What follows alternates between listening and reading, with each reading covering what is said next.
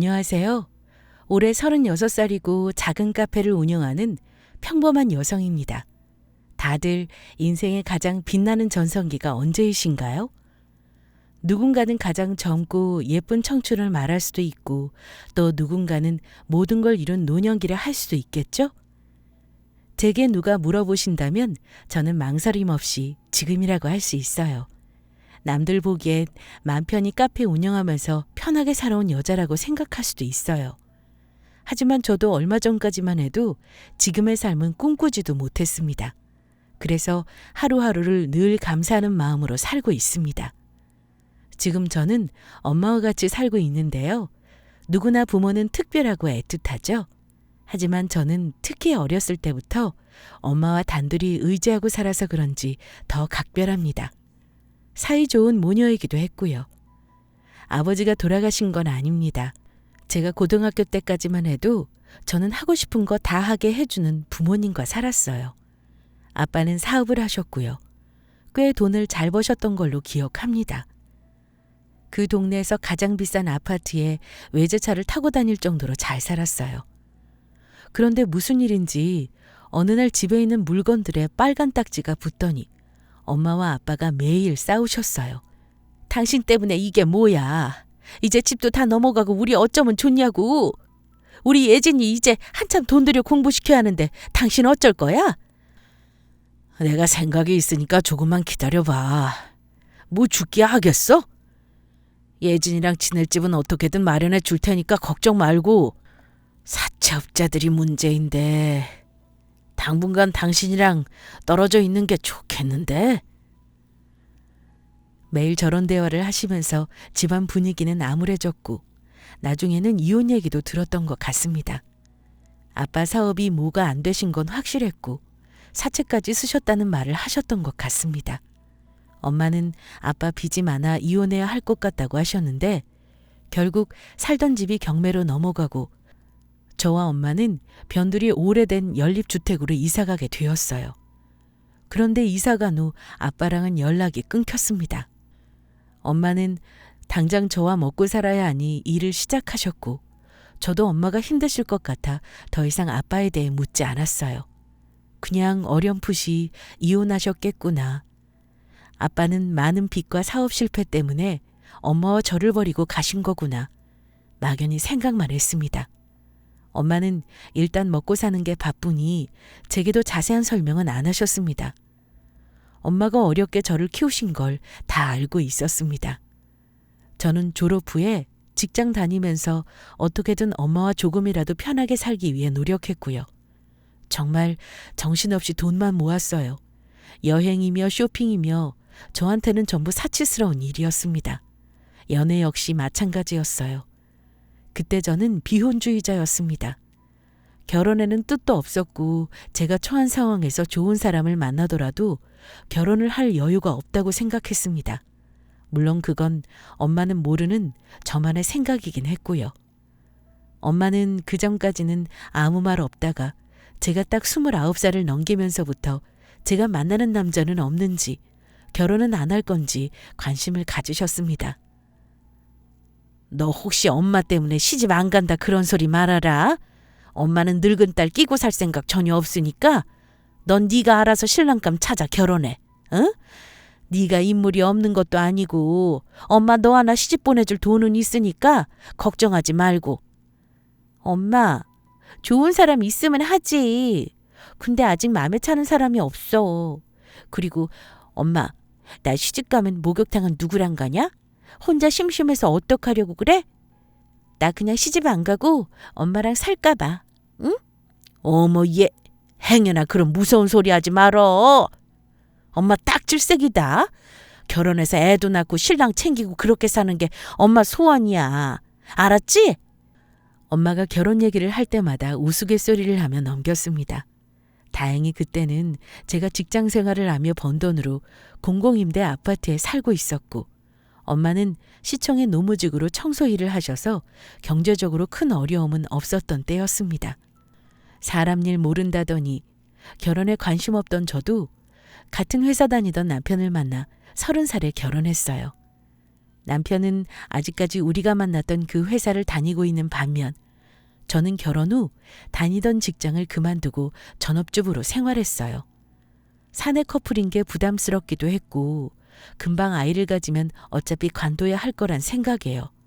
저라고 남들과 다를 건 없었어요. 그저 평범한 결혼 생활이었습니다.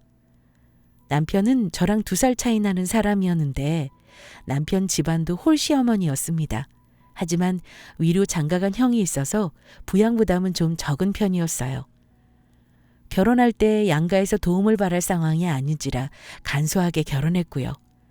결혼에 시큰둥한 저와는 달리 적극적인 사람이라 남편이 저를 끌고 결혼하지 않았다면 아마 제 입에서는 결혼이란 말은 안 나왔을 겁니다. 남편은 제게 나랑 결혼하면 내가 무조건 호강시켜준다는 말은 못해. 그래도 마음 편하게 살게 해줄게. 이렇게 프로포즈 했고요. 저는 입에 발린 소리보다 솔직하게 말해주는 남편이 마음에 들어서 결혼했습니다. 결혼하면 누구나 겪을 만한 힘든 것들은 저도 예외는 아니었어요. 시어머님과의 관계도 아주 좋지는 않았고 아주버님과 형님 내외와의 신경전도 있었고요. 그나마 남편이 잘해줘서 결혼 생활이 유지된 거였습니다. 만약 남편이 저보다 한참 잘난 사람이었다면 저는 아마 시어머니한테 어마어마하게 미움을 받았을지도 모르거든요. 어쩌면 결혼을 아예 못했을 수도 있었고요. 제가 그리 건강한 편이 아니었는데 어머니는 저를 처음 봤을 때뿐 아니라 결혼해서도 저만 보면 이렇게 말씀하셨어요. 절에 비실에서 애는 낳겠니? 원절이 말라서 무슨 일이나 할 수 있겠어? 요즘 맞벌이 안 하는 부부 없는데 몸이 허구한 날 아프다고 하니 우리 아들만 고생이구나. 어머니의 한탄 섞인 꾸중을 들으면 늘 아무 말도 못하고 얼굴만 숙이고 있었는데 그럴 때마다 남편은 제 편을 들어줬습니다. 엄마가 우리 애 못 낳을까 봐 걱정을 왜 해. 뚱뚱한 거보다 날씬한 게 훨씬 좋지. 엄마는 평생 뚱뚱하게 살았으니까 잘 모르나 본데 우리 마누라보다 더 비쩍 마른 사람들 수두룩해요. 그러면 어머니는 으이그 가만히나 있을 것이지 이놈아. 이러시곤 했습니다. 그런데 어머니 걱정대로 저는 그때 걱정거리가 있었는데요. 일찍 아이를 갖고 싶었던 저는 결혼해서부터 쭉 피임을 안 했거든요. 그런데 3년이 다 돼가도록 아이가 생기지 않았습니다. 임신이 마음대로 되는 게 아니라고 하지만 자연 임신을 오랜 기간 시도해도 안 된다는 건 뭔가 문제가 있다고 생각했습니다. 생리도 불규칙했는데 어느 날 열이 오르고 몸살이 너무 심해 병원에 갔습니다. 그런데 감기 몸살인 줄만 알았는데 약을 며칠 먹고 나서도 몸이 너무 안 좋았어요. 남편이 이참에 건강검진을 한번 해보라는 말에 별다른 생각 없이 건강검진을 예약했습니다. 별다른 문제가 없을 줄만 알았던 것과는 달리 유방 초음파를 하던 의사가 몇 번이고 갸웃거리며 촬영을 하는 겁니다. 뭔가 보이나 하고 가슴이 철렁했는데 의사가 그러는 겁니다. 혹이 보이는데 혹시 만져지진 않으셨나요? 하나가 아니고 왼쪽 겨드랑이까지 총 3개가 보이네요. 아니요, 전혀 몰랐어요. 가슴 쪽으로는 아프거나 한 적도 없고 별다른 증상을 못 느꼈는데요.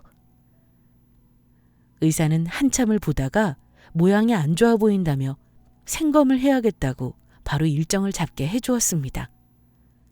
그 다음 주 바로 생검을 받았는데 종합검진 결과가 나오기도 전에 저는 청천벽력 같은 말을 듣게 되었습니다.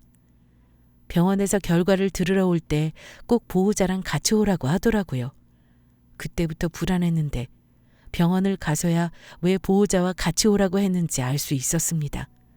제가 유방암이라는 것이었습니다. 처음에는 믿을 수가 없었습니다. 나이도 33살밖에 안 된 제가 암이라니요.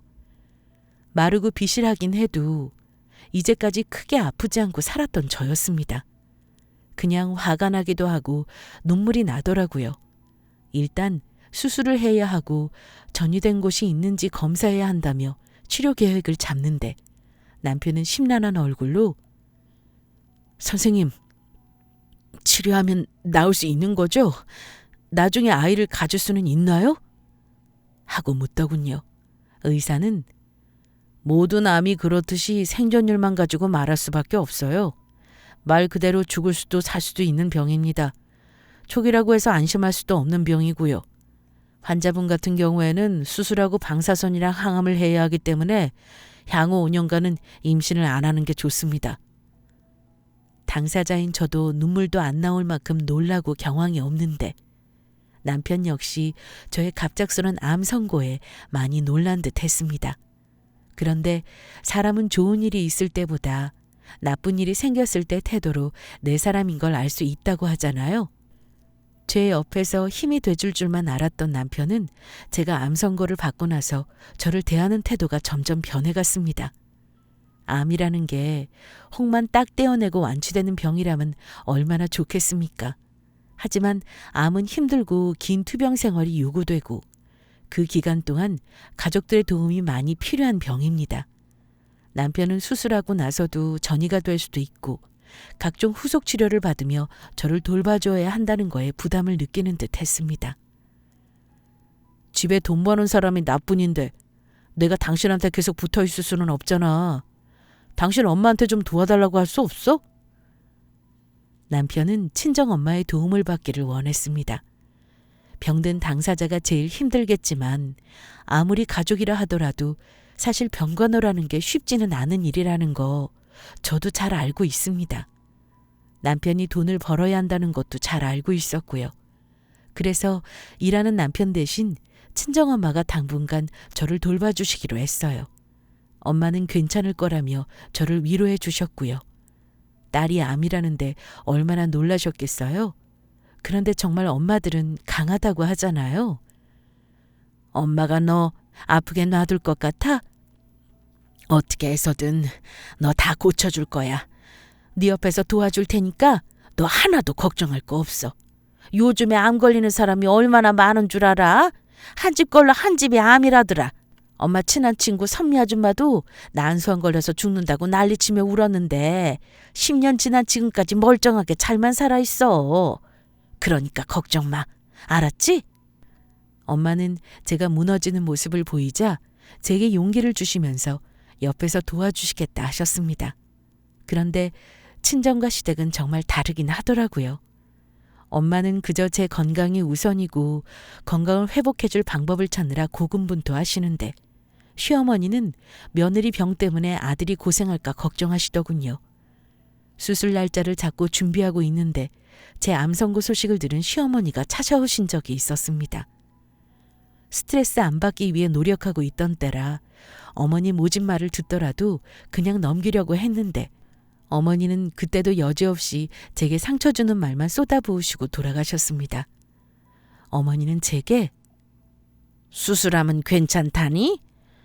아유, 너도 너지만 너 때문에 우리 아들만 고생이구나. 요즘은 암이 흔해서 말기만 아니면 오래 사는 사람도 많다잖아. 너도 어쨌거나 수술 잘하고 회복해야 아이도 낳고 할 텐데 걱정이구나. 어머니는 저를 걱정하는 듯 말했지만 실은 저 병시 중 해야 하는 남편이 더 걱정이셨고 집안 자손 못 낳을까 봐 더 걱정이셨습니다.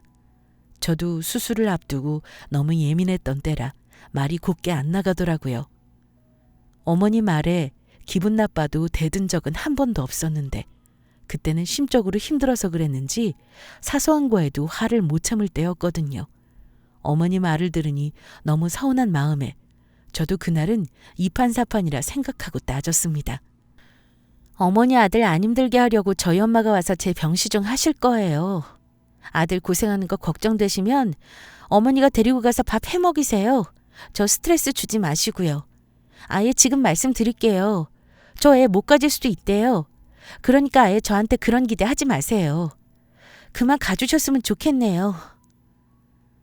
어머니는 나 참 기가 막혀서 막말로 애도 못 가지는 거면 이혼감이야. 내 아들이 아직 팔팔한 나이인데 너처럼 아픈 여자 만나서 애도 못 낳고 살아야겠니? 옛날 같으면 넌 벌써 소박 맞았다. 소박이요? 어머니, 무슨 말씀을 그렇게 심하게 하세요? 제가 병이 걸리고 싶어서 걸린 것도 아니고 시집와서 제가 할 도리를 안 한 것도 아닌데 정말 너무하시네요. 그런 소리 하실 거면 다시는 오지 마세요. 며느리 숫을 잘하라는 말하러 오신 게 아니라 저러려고 오셨나 싶은 게 너무 속상해서 엉엉 울었습니다. 친정엄마한테는 말도 못했고요. 저는 어머니가 돌아가시고 나서 퇴근한 남편과 심하게 싸웠습니다. 어머니 오셔서 나한테 뭐라고 한 줄 알아? 아무리 시어머니라도 어떻게 아픈 며느리한테 와서 아들 걱정을 할 수가 있는 거야? 너무 화가 나서 나도 대들었어. 나 가뜩이나 스트레스 받으면 안 되는데 당신 어머니 때문에 너무 스트레스 받아. 당분간은 우리 집에 오는 일도 내가 가는 일도 없었으면 좋겠으니까 당신이 잘 말씀드려. 어머니 입장에서는 그럴 수도 있는 건데 뭘 그리 예민하게 반응해? 안 그래도 아까 어머니가 전화하셨더라. 막 우시기까지 한 건데 대체 뭔 말을 했길래 그래? 수술하는 사람은 난데 당신 걱정만 하고 내가 임신 못한다고 한탄만 하고 가셨어. 그래서 그런 소리 할 거면 다시 오지 말라고 했어. 당신도 똑같아. 나 암 걸렸는데도 집안일이고 뭐고 하나도 도와주는 거 없이 당신은 똑같이 당신 몸만 챙기잖아? 나 너무 힘든 거 알아? 우리 엄마가 와서 청소며 밥이며 다 해주시는 거 당연한 거 아니야. 당신도 당신 할 일은 스스로 해야 할 것 아냐? 저는 화가 나서 그동안 쌓였던 말을 했습니다. 그런데 남편은 야, 네가 뭔데 우리 엄마한테 오지 말라는 소리를 해? 건방지게. 여기가 네 집이냐? 내 집이야. 암 걸리면 뭐 아무것도 못하고 산대? 둘이 살면서 살림하는 게 뭐가 그렇게 힘들다고 맨날 죽는 소리야? 다른 집 여자들은 건강해서 애도 잘 낳고 돈까지 버는 사람도 있는데 정말 나만 혼자 맨날 힘들고 말이야. 당신은 그런 생각은 안 해봤지? 정말 당신 웃기는 사람이다. 언제는 결혼해서 집에서 애 키우고 살림이나 잘하고 살라더니 내가 돈 벌길 바랬냐? 아픈 사람한테 그런 식으로 말하면 속이 시원하니? 저는 울면서 남편에게 말했습니다. 남편은 정말 나도 미치겠다. 돈도 없는데 버는 족족 당신한테 다 들어가게 생긴 것도 억울하고 남들 다 낳고 사는 애 못 낳는 것도 열받아. 나도 서운한 거 많은 사람이야. 저는 싸우면서 남편의 속마음이 그렇다는 걸 처음 알았습니다. 제가 암 선고를 받고 나서 심란해하는 게 저를 걱정하는 게 아니라 암 걸린 와이프 치닥거리를 해야 하는 자기 걱정에 심란했던 거죠. 집에 있는 컴퓨터로 남편이 유방암 생존율, 암 보험금 뭐 이런 걸 검색하는 건 알고 있었는데 그건 역시 저를 걱정한 게 아니라 자기가 앞으로 어찌 살아야 하는지 계산을 하느라 그랬던 거였죠. 심하게 싸우고 며칠 후였습니다. 그날 이후 남편과는 냉랭해진 채 말도 거의 하지 않고 지냈습니다. 마음 같아서는 남편이 넙죽 엎드려 사과를 해도 제 마음이 풀릴 것 같지 않았어요. 그런데 남편도 정말 못된 게 그래도 아픈 사람은 저인데 끝까지 제게 사과를 안 하더라고요. 병원 입원을 앞두고 가방을 싸는데 심지어 저한테 그러더군요. 가방 싸는 김에 그냥 친정으로 가는 게 어때? 내가 며칠 동안 생각을 해봤는데 나는 아픈 여자랑 살 자신이 없다. 우리 엄마랑 얘기했어. 나이도 젊은데 너랑 살면 앞으로 몇 년간 애도 못 갖는다며. 나 솔직히 그건 감당 못하겠다. 아픈 사람 돌볼 자신도 없고 그동안 산정을 생각해서 위자료 줄 테니까 병원비 보태 쓰고 헤어지자. 이혼 서류는 당신 친정으로 보낼 테니 도장 찍어서 나 줘. 합의 이혼은 법원 몇 번 가지도 않을 거야. 애도 없으니 이혼 절차도 빨리 끝나지 싶다. 남편 말을 듣자 결국 이럴 거였구나 싶더군요. 너무 화가 나면 눈물조차 안 나는 거 아실라나 모르겠습니다. 오히려 담담해지고 현실을 직시하게 되지요. 당신이 원하는 게 이혼이었구나. 그래 좋아. 나도 당신 마음 이렇다는 거 다 알았는데 당신 붙잡고 살 생각은 없어. 당분간 나만 신경 쓰기도 바쁠 것 같거든. 그래서 위자료는 얼마 줄 건데? 내가 대뜸 위자료를 얼마 줄 거냐 하자 남편은 당황하는 듯 했습니다. 얼마냐니? 나 돈 없는 거 알잖아. 형편껏 줄 거니까 너무 큰 기대는 하지 마. 그러길래 그래. 당신하고 결혼 생활 딱 3년 했으니까 3천 내놔. 내가 혼수해온 거 그냥 놔두고 갈 테니까 그거 주면 이혼할게. 당신 집 많이 올랐다며. 그깟 3천 준다고 당신 망하는 거 아니잖아? 야, 우리가 10년 산 것도 아닌데 무슨 3천을 달라 그래. 1,000만 원 이상은 못 줘. 너 어차피 나랑 살고 싶은 생각도 없다며. 이혼할 생각이면 그거라도 받고 나가라. 저한테 돈 주는 게 당연히 아까웠을 테죠.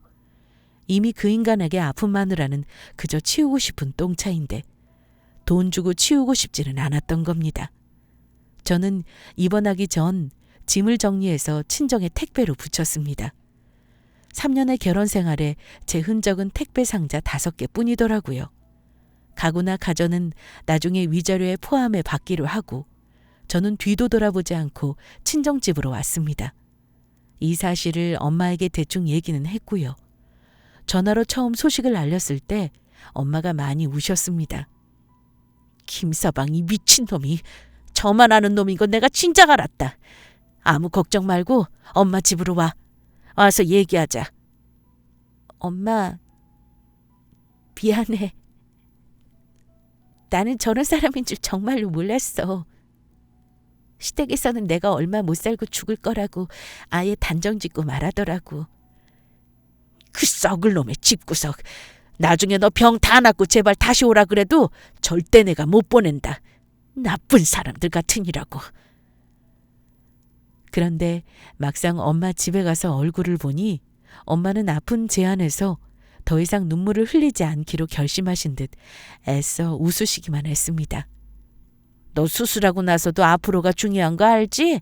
엄마가 옆에서 도와줄 테니까 너는 스트레스 받지 말고 네 건강에만 신경 써. 네가 제일 중요하지. 건강해지는 거에만 집중하자. 알았어요, 엄마. 나도 앞으로는 못된 놈 생각 안 하고 나만 생각하려고. 나 수술하면 살 수 있겠지, 엄마? 엄마 놔두고 나 먼저 죽으면 어떡하나. 나는 그게 제일 걱정이야. 죽는 건 안 무서운데 엄마 혼자 남으면 혼자 외로울까 봐 그게 무섭다. 얘, 그런 소리 하지 마. 죽기는 누가 죽니? 이제 시작인데 벌써부터 그런 소리 할 거야? 넌 아무 걱정하지 마. 엄마가 다 생각이 있다. 앞날을 생각하면 솔직히 우울한 마음이 컸는데 엄마가 있으니 힘이 났습니다. 그 후 병원에 입원해 저는 암이 있는 왼쪽 유방 전절제 수술을 했습니다. 전이가 없다는 것이 천만 다행이었죠. 요즘은 완벽하지는 않아도 옷을 입었을 때 상대방이 모를 정도로 재건술이 가능하더라고요. 암 제거와 유방 재건술을 같이 받고 저는 병원에서 회복하는 시간을 가지고 있었습니다. 수술한 다음 날 온몸이 붓고 고통이 정말 극심했습니다. 수술 부위를 보지 못했는데 충격을 받을 것 같아 애써 보기 싫었어요. 한쪽 가슴을 잃었다는 게 슬펐지만 그래도 전이가 없다는 좋은 소식을 들은 것에 만족했습니다. 일주일 정도 지나니 팔을 들 수 있을 정도로 회복이 되었어요. 식사도 일반식이 가능해졌고 회복이 빨라졌습니다. 그러다가 퇴원을 앞두고 있던 어느 날이었습니다. 저는 제 인생에서 암 선고를 받은 것보다 더한 일은 없을 줄 알았는데 그보다 더한 사건이 생겼습니다.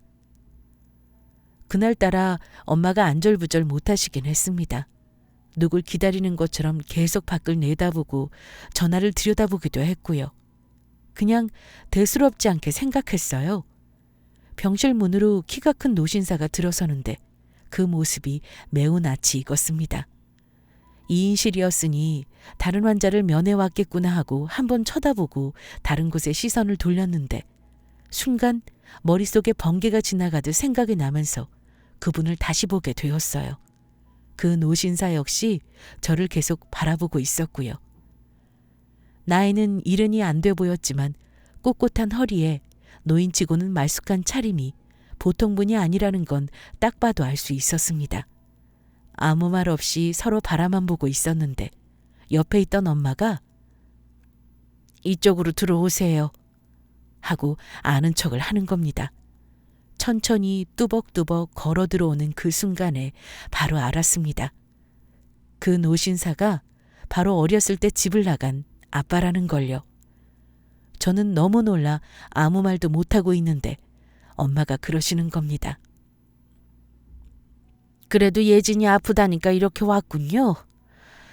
예진아, 네 아빠 기억하지? 엄마가 너 아프다고 아빠한테 말했어. 그동안 아빠랑 연락한 거 너한테 말 못해서 미안하다. 아무 말도 하지 않고 제 옆에 앉아있던 아빠는 한참 만에 입을 여셨습니다. 예진아, 아빠 밉지? 그동안 연락 못해서 미안하다. 아빠가 어떻게든 빚 갚고 사업 일으키려고 중국에서 사업을 하다 보니 이렇게 되었네. 엄마랑은 가끔 연락했어.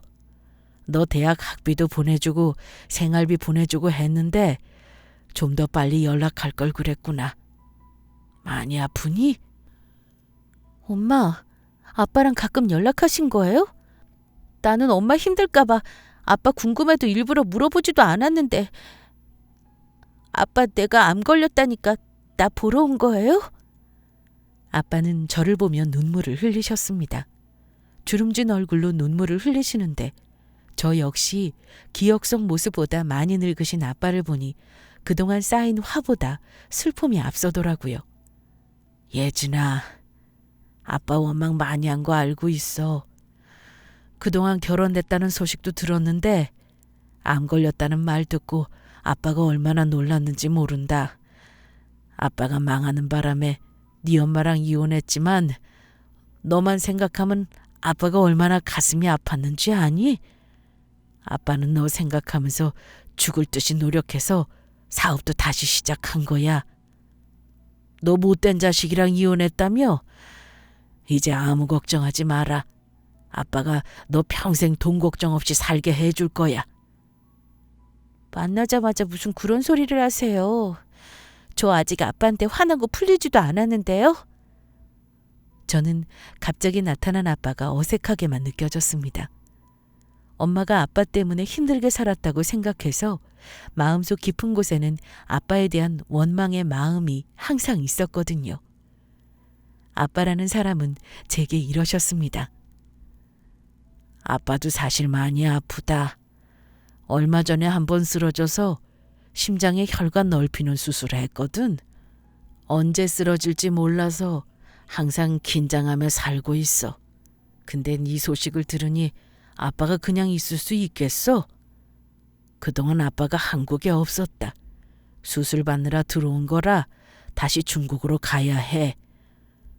그동안 네 앞에 못 나타난 것도 이 못난 아빠가 꼭 성공해서 돌아와 너한테 도움 주고 싶어서였어. 아빠만 이해해 줄 수 있겠니? 아빠가 이제 와서 너한테 해줄 거라고는 돈밖에 없구나. 그동안 아빠가 너한테 해주고 싶었던 거 다 해줄 테니 너는 앞으로 네 엄마랑 편히 살 생각만 해라. 응? 아빠, 용서고 모고가 어딨어요? 제가 죽을 고비 넘겨보니까 그런 거 다 부질없더라고요. 마음속에 미움이나 원망 같은 거 없어요, 저. 그냥 이렇게 살아서 엄마 아빠 얼굴 본 거 그게 감사하네요. 제 말을 듣고 엄마 아빠 두 분 다 많이 우셨어요. 그렇게 뜻하지 않게 아빠와 조우를 한 후 저는 더 큰 인생 역전의 기회를 맞게 되었습니다. 아빠가 많은 재산을 제게 물려주시겠다고 했습니다. 자세히 말은 못하지만 세금 정리 다 하고 대략 20억 정도였습니다. 생전 처음, 아니 평생 살면서 만져보기 힘든 돈이 제 앞으로 생긴 겁니다. 부동산과 주식, 현금 자산까지 아빠는 자신의 노후 자금을 제외하고 그동안 일군 재산을 대부분 저에게 물려줄 생각이라고 하셨습니다.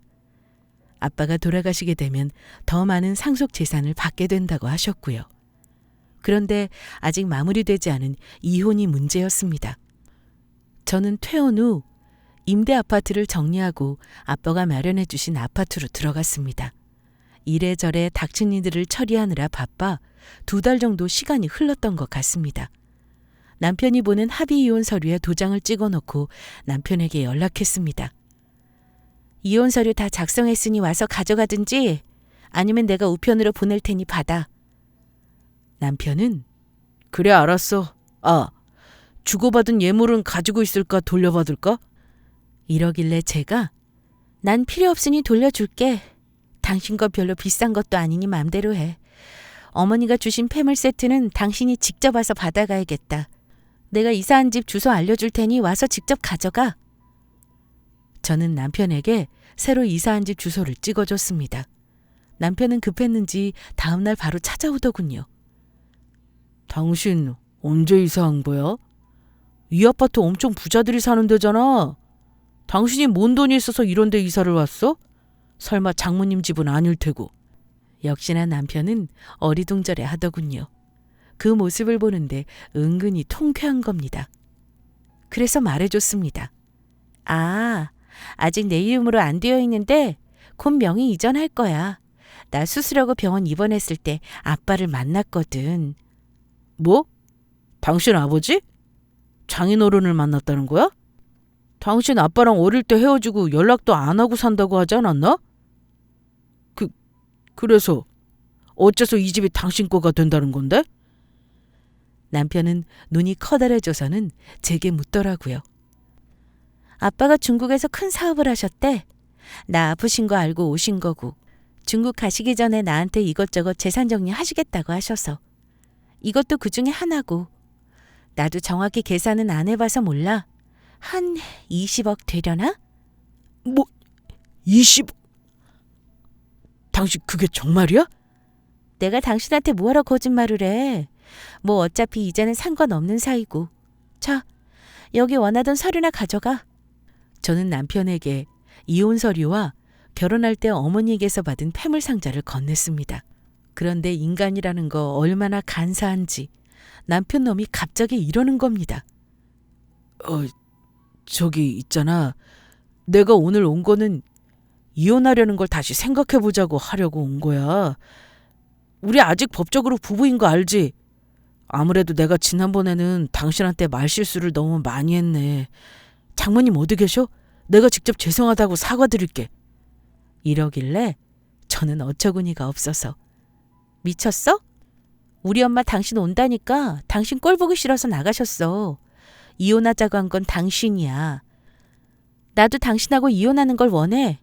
쓸데없는 소리 하지 말고 이거 가져가서 법원에 접수해. 안 그럼 내가 그냥 접수할 거니까. 여보, 다시 한번 생각해보자. 그래도 3년을 살았는데, 당신 수술도 잘 됐다며. 그럼 우리 애도 나올 수 있는 거 아니야? 그까지 난 뭐가 무서워. 요즘에는 다 죽어가는 사람도 살리더라. 우리 같이 이겨내보자. 내가 도와줄게. 왜 배우자가 아프면 상대방도 스트레스 많이 받는다잖아. 당신이 아프니까 나도 스트레스 받아서 잠시 미쳤던 것 같아. 여보, 나 용서해주라. 다시는 그런 소리 안 할게. 남편의 태도가 돌변한 게 제가 아빠한테 물려받을 돈 때문이라는 것을 모를 리가 없었던 저는 왜? 내가 갑자기 돈이 많아지니까 로또 맞은 것 같냐? 꿈깨. 당신 돈 아니니까. 그러게 나 글자 하는 복권일 때 잘하지 그랬어? 쉬도 안 먹히는 말 그만하고 돌아가. 경찰 부리기 전에. 계속 다시 생각해보자는 남편을 겨우 내쫓아내고 문 앞에서 한참을 웃었습니다. 눈물까지 흘리면서요. 그냥 씁쓸하고 슬프고 통쾌한 감정이 한꺼번에 들었어요. 그 후 다들 예상하는 상황이 뻔하게 펼쳐졌습니다. 이혼하자고 할 땐 언제고 이제와 자기는 이혼을 못 해주겠다네요. 남편뿐만이 아니었습니다.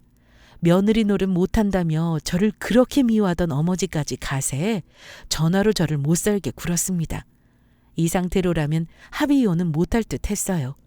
서류가 있어도 법원에 반드시 양쪽이 출석하는 일이 필요한데 남편은 그럴 것 같지 않았거든요. 그래서 바로 이혼 소송을 의뢰했습니다. 저는 남편에게 코 묻은 위자료 뜯어낼 생각은 없었는데 변호사는 제 생각과는 또 다르더라고요. 자기가 하는 일이 무조건 최대한 위자료 많이 받아내는 거라고 했습니다. 얼마 후 소장을 받았는지 남편이 집까지 찾아와 초의종을 눌렀습니다. 엄마는 저 미친놈이 진짜 돌았나 보다. 여기가 어디라고 와서 저 지랄이라니. 아무래도 안 되겠다. 예진아, 그냥 경찰에 신고해. 엄마는 그놈 버릇을 고쳐놓겠다면서 집 앞에서 문을 두드리던 그놈을 신고했습니다. 남편 놈은 잡혀가면서까지 고래고래 이혼 못하겠다고 하더군요. 오히려 그 일은 저한테 유리했어요. 경찰에 신고한 기록까지 추가해 접근 금지를 신청했고 폭력이 우려되니 소송을 빨리 마무리해달라고 했습니다. 이혼이라는 게 서류로 신고만 하고 끝내면 좋겠는데 한번 결혼이라는 걸 하면 이렇게나 복잡하더라고요. 하지만 결국 소송은 제 뜻대로 마무리되었습니다. 남편에게 3년 결혼 생활을 보상으로 2천만 원 받았어요. 그놈이 가진 돈이 없으니 더 뜯어내고 싶어도 별 수 없었죠. 그깟 2천만 원, 저한테는 안 받아도 살 수 있는 돈이었지만 그놈이 인생의 쓴맛 좀 깨닫길 바랬기에 끝까지 받아냈습니다. 없는 사람한테 2천만 원은 결코 적은 돈이 아니니까요. 이혼 소송 마무리되는 동안 아빠는 재산 상속을 마무리해 주셨고 남편놈이 제정신이 아닌 것 같다며 개인 경호도 붙여주셨습니다. 덕분에 맘 편히 병원에 치료받으러 다닐 수 있었어요. 차도 바꿔주셨고요. 아빠는 잠깐 중국에 돌아가 신변을 정리하고 한국으로 돌아올 계획이라고 하셨습니다. 그리고 엄마한테 카페를 하나 차려주셨습니다. 저도 몇 년을 쉬다가 엄마와 같이 카페 오픈을 하니 정말 생활의 활력이 생기더라고요. 제가 감히 꿈도 못 꾸는 삶을 살게 해준 아빠에게 정말로 감사했는데 아빠는 그렇게 하면서도 계속 미안하다고만 하셨어요. 저는 모든 치료를 마치고 이혼의 상처를 딛고 새 출발했습니다. 시간이 약이라니 정말 그렇더라고요. 남자라면 지긋지긋했지만 새로운 인연이 나타나면 마다하지 않으려고 용기도 생겼고요. 그런데 사람 인연 끊어내기 참 어렵더라고요. 전 남편은 그 후에도 가끔씩 합치자며 연락을 하며 저를 괴롭혔습니다. 물론 저는 대꾸도 하지 않았지만요. 그게 제가 이혼하고 2년이 넘어갈 때까지 계속되었습니다. 그런데 그 즈음에 제가 운동을 시작하면서 만나게 된 사람이 있었는데 제 카톡 푸사를 보고 제가 누군가를 만난다는 것을 알았나 봐요. 그 사람은 제가 암투병을 했다는 걸 알면서도 상관없다며 저를 좋아해준 고마운 사람입니다. 그런데 미친 전 남편 놈이 어찌 알고 카페까지 찾아와 지랄을 하더라고요. 야, 네가 뭔데 벌써 남자를 만나. 나도 아직 재혼도 못하고 이 모양 이 꼴인데. 아주 좋겠어. 네가 좋아서 남자 붙은 줄 착각하지 마. 다 네 돈 보고 접근한 거라는 거 몰라? 어이 형씨, 마침 있었네.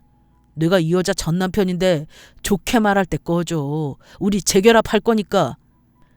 더 이상은 저러다 말겠지가 안 되겠더라고요. 마침 카페에 있었던 제 남자친구가 갑자기 열받아 일어나길래 제가 말렸습니다. 참아요. 저 인간 쫄보라서 저러다 말 거예요. 아무래도 내가 계속 참고 넘어가니까 눈에 뵈는 게 없나 봐요. 경찰에 신고할게요. 괜히 다투지 말아요. 남자친구는 주먹을 풀고 다시 모른 척 했는데 전 남편 놈은 계속 옆에서 깐족대더라고요. 야, 너 저 여자 가슴 봤냐? 한쪽이 가짜야. 그거 알고도 좋다고? 미친놈. 뻥치지 마, 이 새끼야. 너는 남자 아니냐? 그놈이 하다 선을 넘더라고요.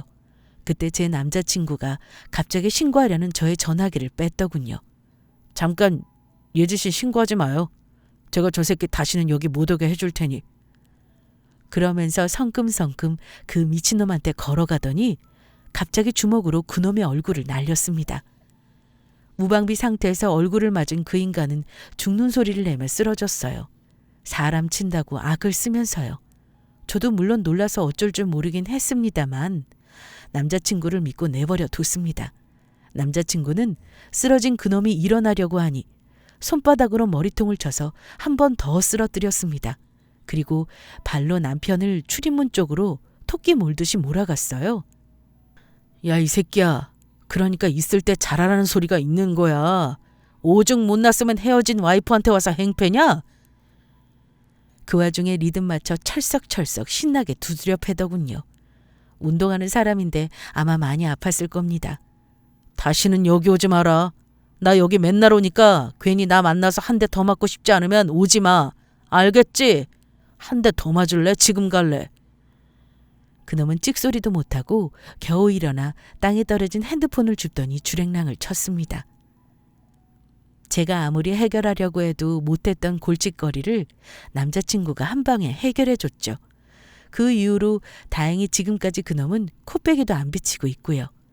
저는 앞으로는 결혼할 생각이 없기에 그저 친구처럼 동지처럼 그 친구를 잘 만나고 있습니다.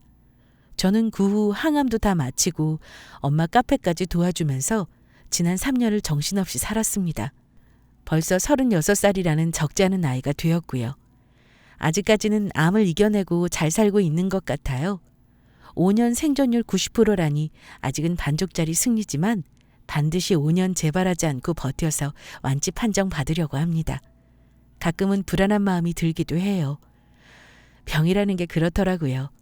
가끔 암이 재발하거나 퍼져버리면 어쩌나 하는 생각이 들면 걷잡을 수 없이 어두운 생각에 빠지기도 합니다. 하지만 엄마와 아빠 그리고 뒤늦게 생긴 믿음직한 남자친구 덕분에 잘 이겨내고 있습니다. 제 이혼 사연 재미있으셨나요? 유별난 이혼 사연 많지만 제 사연은 많은 분들에게 시원한 쾌감을 드렸으면 하네요. 힘들게 살아도 열심히 살다 보면 인생이 뜻하지 않은 행운이 찾아온다고 말씀드리고 싶고요. 제 행운이 이 사연을 들으시는 분들에게 전해지길 바라며 마무리하겠습니다. 감사합니다.